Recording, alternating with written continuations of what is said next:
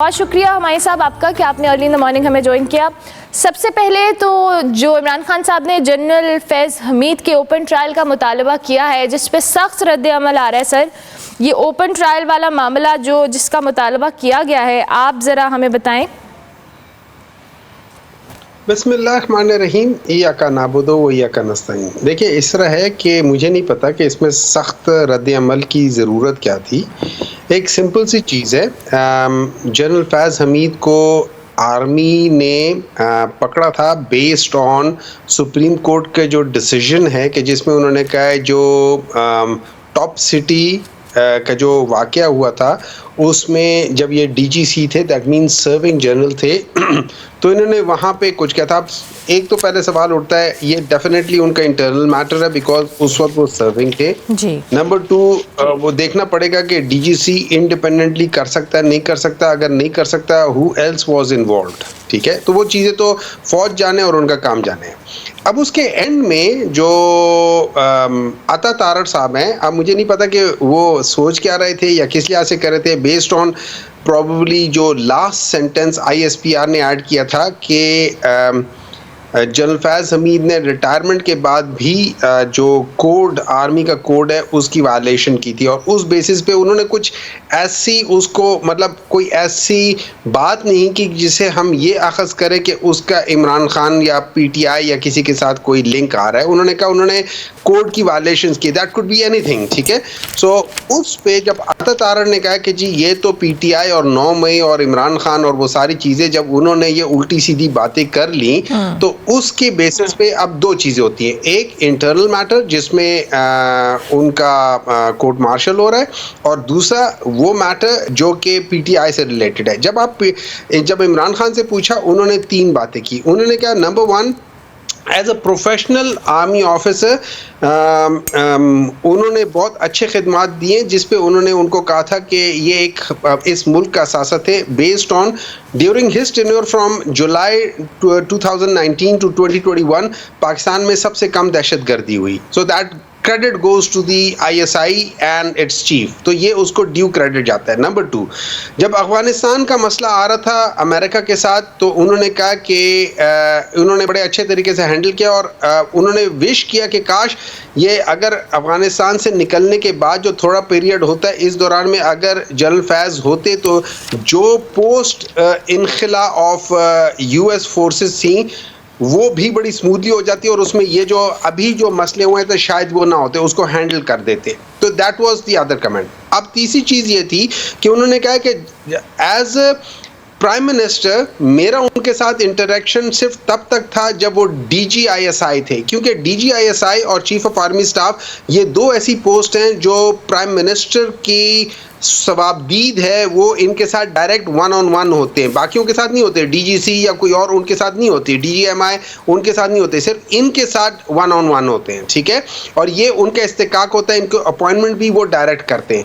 तो इस तक रहा है, उसके बाद वो कहाँ गए क्या किया उसका हमसे कोई ताल्लुक नहीं है। लेकिन अगर आप वो ताल्लुक जोड़ना चाहते हैं, और चूंकि आप एक प्राइम मिनिस्टर के साथ जोड़ना चाह रहे हैं, तो फिर वहाँ पे जब आप मेरे साथ किसी को करेंगे, then it is my demand कि आप इसको ओपन रखे ताकि सारी दुनिया देखे कि उनका हमारा क्या है। देखिए, अगर मैंने कोई गलत काम किया है तो दुनिया देखे मैंने क्या गलत काम किया है। अच्छा मैंने गलत काम किया। अच्छा हुमायूं साहब, मैं आपको इंटरप्ट कर रही हूँ। अभी आपने खुद कहा कि ये जो टॉप सिटी वाला मामला था, जिस पे आईएसपीआर की जानिब से कमेंट भी आया कि ये इंटरनल मैटर है। एक तो अगर ये इंटरनल मैटर है तो पहली बात ये कि सियासतदानों को इससे इज्तनाब करना चाहिए, इसको इंटरनल मैटर ही रहने देना चाहिए। दूसरी जानिब आपने कहा कि इमरान खान साहब का मतलब ये था, लेकिन कभी खान साहब जनरल फैज़ हमीद के हवाले से अपनी हुकूमत के दौरान भी बात करते रहे हैं, उनकी इन्वॉल्वमेंट के हवाले से भी बात करते रहे हैं उनकी सियासत में।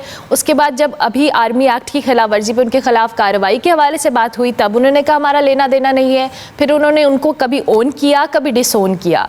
अब ये जो स्टेटमेंट्स हैं, जाहिर है एक परसेप्शन तो क्रिएट कर रही है, कहीं कहीं खान साहब उनको ओन कर रहे हैं, कहीं उनको डिसोन कर रहे हैं। तो उनकी हुकूमत के दौरान भी जनरल फैज़ हमीद का नाम लेकर वो कहते रहे हैं, तो इज्तनाब करना ज़्यादा बेहतर नहीं है, ना कि इस सेंसिटिव सूरत हाल में ओपन ट्रायल का मुतालबा किया जाए? देखिए, मैं आपको दोबारा कहता हूँ, जो हम लोग टॉप सिटी है, हम उसके ऊपर कोई कमेंट नहीं कर रहे। वो इंटरनल मैटर है जिसपे इनका एक किस्म का कोर्ट मार्शल जिस चीज पे हो रहा है, दैट इज इंटरनल मैटर, क्योंकि वो ड्यूरिंग सर्विस था, तो उस पर हम कोई कमेंट नहीं कर रहे। किसी ने कोई कमेंट किया, ना इमरान खान ने। जो कमेंट कर रहे हैं वो कमेंट कर रहे हैं कि जिस पे इमरान खान के साथ या जिसमें पोस्ट रिटायरमेंट पीरियड में पीटीआई के साथ उनको जोड़ा जा रहा है, उस पे हम कमेंट कर रहे हैं। कि जिस पे आप देखें, जब आप मुझसे किसी चीज़ को जोड़ेंगी मैं उस पे कमेंट करूंगा, जब आप मुझसे किसी चीज़ को नहीं जोड़ेंगे मेरा उससे कोई लेना देना नहीं है, सो मैं कमेंट नहीं करूंगा। रही बात ये कि वो जनरल फैज़ के बारे में बात करते हैं। देखिए, general Faiz was holding a position while Imran Khan was holding the position of a prime minister, और इनका आपस में था। उस इंटरैक्शन में जो एज अ प्राइम मिनिस्टर और DGISI था, उसकी बेसिस पे तो जरूर वो कमेंट करेंगे कि यार ये अच्छा आदमी था, प्रोफेशनल आदमी था, और that credit goes to the institution. वो एक इंडिविजुअल की नहीं है, वो इंस्टीट्यूशन की है कि इंस्टीट्यूशन में ऐसे लोग थे जिन्होंने बड़े अच्छे तरीके से किया है। लेकिन देखिए, एक और चीज आप याद रखिए, जब हम इन सारी चीज़ों को लेकर देखते हैं, जब हम इस चीज़ को कर रहे हैं, जब आप किसी चीज़ को दोबारा इम्प्लीकेट करने की कोशिश कर रहे हैं और आप उसको कह रहे हैं कि यार ये सारा हुआ है, तो एज अ पॉलिटिकल लीडर ये मेरा राइट है कि मैं कहूँ कि यार देखो। और मैं देखिए, जो बंदा छुप के काम करता है वो बंदा हमेशा कुछ गलत करता है। जो बंदा सामने आके काम करता है या वो कहता है कि यार इसको सामने लाओ, वो नॉर्मली उसका मतलब ये होता है कि देखो हाउ क्लियर आई एम, मुझे पता है मैंने कोई गलत काम नहीं किया, आप मेरे सामने, दुनिया के सामने वो करो ना, ताकि पता चले क्या है। तो that is all about that. फिर तो हुकूमत इमरान खान साहब के ओपन ट्रायल का भी मुतालबा करिए। वो कहते हैं जी फिर जो 9 मई का वाकयात हैं या दीगर मामलात हैं, फिर उस पर भी ओपन ट्रायल होना चाहिए। तो आप लोग इससे अग्री करते हैं, हुकूमत जो ये एतराज़ उठा रही है? हुकूमत ने कभी ये नहीं कहा। हुकूमत इसको आर्मी कोर्ट्स के अंदर लेकर जाना चाहती है कि विजिबिलिटी ना हो। ये हमारा अपना मुतालबा है कि जो भी करना है आप उसको ओपन ट्रायल करें। हमारा मुतालबा है कि इसके ऊपर आप जुडिशियल इंक्वायरी करें। ये हमारा मुतालबा है कि सब कुछ करें। द रीज़न बीइंग इज, हमें पता है कि हमने ऐसा कोई गलत काम नहीं किया। और मैं आपको एक बात बता दूं, असल प्रॉब्लम जो अभी सामने आ रही है, और ये याद रखें, ना सच छुप सकता है ना झूठ छुप सकता है।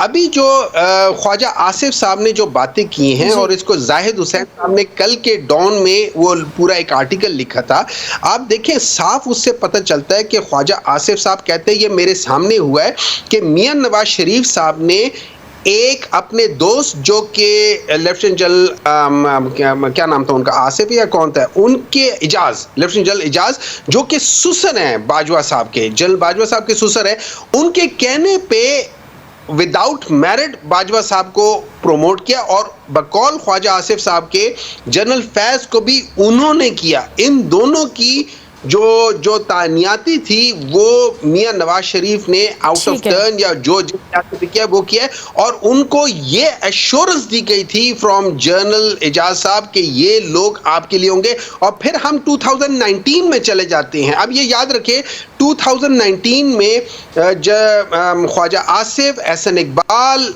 मौलाना फजल रहमान, ये सब कहते हैं कि जनरल फैज हमीद और जनरल बाजवा साहब, इन दोनों ने, और जनरल बाजवा साहब ने इसको एडमिट भी किया है कि उन लोगों ने नून वालों से, PML नून के साथ डिस्कशन करके कहा था कि हम आपको ये सारी चीज़ें देंगे। लेकिन सबसे बड़ी बात, क्या कोई इस कौम को ये बताएगा कि जब जनरल बाजवा साहब ने मियां शहबाज शरीफ साहब, जो आज कहते हैं हम एक पेज हैं, जब शहबाज शरीफ साहब को कहा कि आपके बच्चों, आपके दामाद, इन सारों ने ये मनी लॉन्ड्रिंग केस में हुआ था, फलाना हुआ था, आपको पता है आपको पता है शहबाज शरीफ ने क्या जवाब दिया? उन्होंने ये नहीं कहा कि ये हमने नहीं किया, उन्होंने कहा मेरे बच्चों से गलती हो गई। मतलब that means he has admitted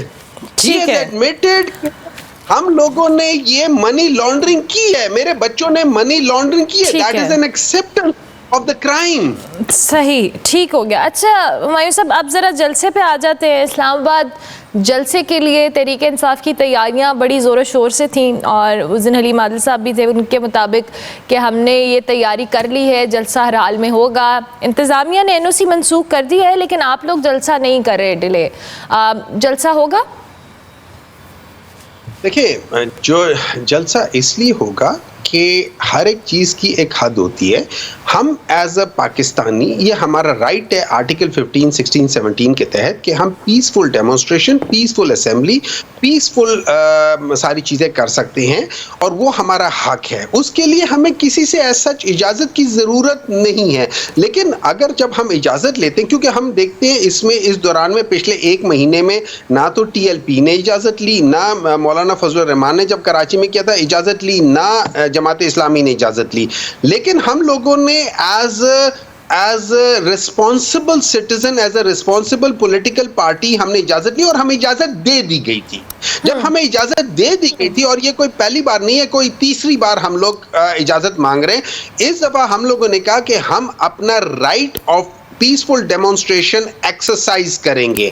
अब उन लोगों ने क्या कर दिया, उन लोगों ने दफ़ा 144 लगा लिया, हम लोगों ने दफ़ा 804 लगा दिया। ठीक है, तो अब जलसा होगा आपके मुताबिक। ठीक हो गया।